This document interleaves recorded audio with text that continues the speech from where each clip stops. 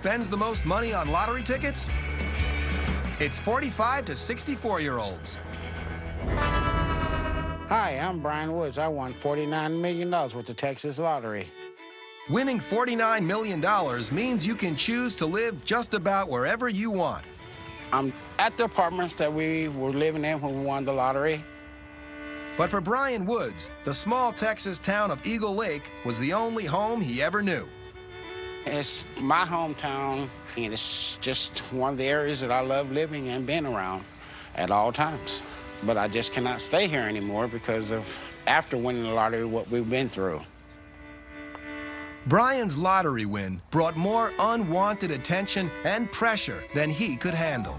So fearing a small-town backlash, he fled with his wife, living on the run in motel after motel.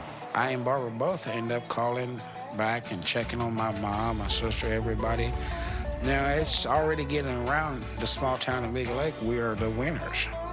After 6 weeks in hiding, Brian decided to head home and face up to his new life. That's when we come up with the tragedy of, we walk outside to our car, you got sticky notes, pay my taxes, buy me a car, pay for my house, my lights are fixing to get turned off, my water's turning off. With Barbara, he began looking for a new place to live. Most everywhere we looked, houses were stacked on top of each other. We don't like being that close to anybody because we lived in apartments all of our lives. So we found this area, Royal Lakes Estates, where the lots were much bigger, the homes were, bigger. They thought they had found the answer in a large, luxurious home in Richmond, a suburb outside of Houston. But for Barbara, the house wasn't quite good enough. They primped and preened it inside and out. But the bigger house and well-to-do suburb didn't bring the easy life they envisioned. I adapted to anything. My wife didn't. She was trying to furnish this home off in a fast pace, and I told her, look, we got all the time. Take your time. Then disaster struck. Barbara's sister, Susie, received a devastating phone call. I had gone deer hunting, and when we got back, Brian had called me and said that she had had a stroke. I guess just the excitement from winning the lottery. That's when things went bad. Well, not bad, but it slowed my life down.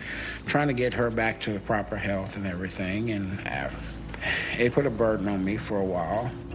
It wasn't something anybody expected, and it made you stop and think, life's too short. And it really scared all of us. She can't speak the way she wants to. It really upsets her, it aggravates her.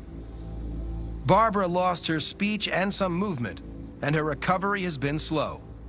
I would love her to get back to where she was. I mean, even 50% back where she was.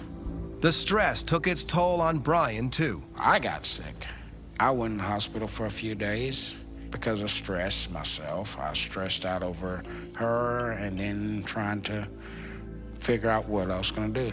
Then I got out, came back home, rested, and sit around the house and did nothing for almost a year. But Brian didn't take to life as a lazy multimillionaire. It was nice, but it was just boring. Just sitting there looking at the walls, just trying to decide what you want to do, how you want to do things. Brian needed a greater sense of purpose. I said, sweetheart, I can't sit here and do this much. I said, I need to get out and start doing something. She said, what are you gonna do? I said, my biggest thing, I wanted to get into real estate. I wanted to buy and sell real estate. So how will Brian realize his real estate dream? Here's Teepee Motel, it's been my biggest investment in everything that I've done. I mean, some people call me crazy for doing it, but at times I think I am crazy.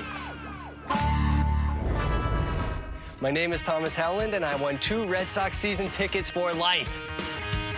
When the Massachusetts Lottery offered a special grand prize, Red Sox season tickets for life, the 30 million scratch-offs sold like hotcakes.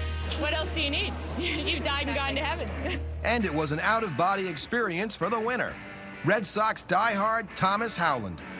It was just a feeling of zen, is what it was. Just like, wow.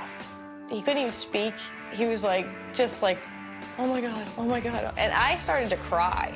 And, you know, I'm not even a Red Sox fan, but I know how much this means to him. To tell you the truth, even now, it's not real. Thomas has now jumped a line of thousands on the waiting list for season tickets.